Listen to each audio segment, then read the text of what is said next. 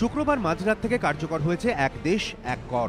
সবার মনেই যে প্রশ্নটা উকি দিচ্ছে তা হলো জিএসটির পর কি হবে বাজারের অবস্থা। এই আশা আশঙ্কাকে সঙ্গী করেই শনিবার বাজারে গিয়েছিলেন অনেকে। একই বাজারে অভিজ্ঞতা হলো অনেক রকম। সবজির বাজার করলাম এতক্ষণ, তো সবজির বাজারে যে প্রভাবটা আছে সেটা দাম কিন্তু বেড়েছে এবং there is a high trend.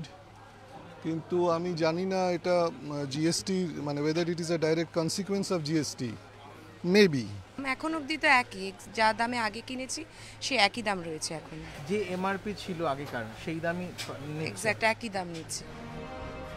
Maniktala বাজারে গিয়ে আবার দেখা গেল জিএসটির কাঠামো নিয়ে অধিকাংশ ক্রেতাই বিভ্রান্তিতে। এখন 2-4 দিন গেলে কিছু বোঝা যেত যাবে না। হ্যাঁ, সেই আজকে কিছু বোঝাই যাচ্ছে না। না, এখানে কোনো এখন প্রভাব পড়েনি।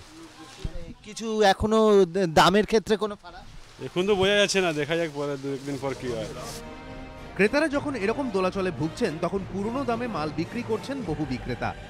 এখন যা আগের দাম আছে সেই দামে মাল বেচছি। কোম্পানির লোক আসবে, নতুন দাম কি হবে, নতুন যেরকম পারচেজ করবো সেরকম সেল করবো। জিএসটি নিয়ে এদিন বিভ্রান্তি ছিল মধ্য হাওড়ার কদমতলা বাজারেও, তবে দামের হেরফের হয়নি। এখনো তো কিছু বুঝতে পারিনি, চলুক তারপর তো বোঝা যাবে।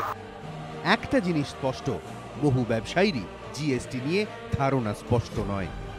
কিছুই বুঝতে পারছি না, জিএসটি ব্যাপার আমার কাছে কোনো ক্লিয়ারই নয় এখনো কি ব্যাপারটা। যদিও মোদী সরকার বলছে শুরুতে একটু সমস্যা হলেও ধীরে ধীরে পরিস্থিতি স্বাভাবিক হবে, কিন্তু ততদিনে ক্ষতি হলে তার দায় কে নেবে?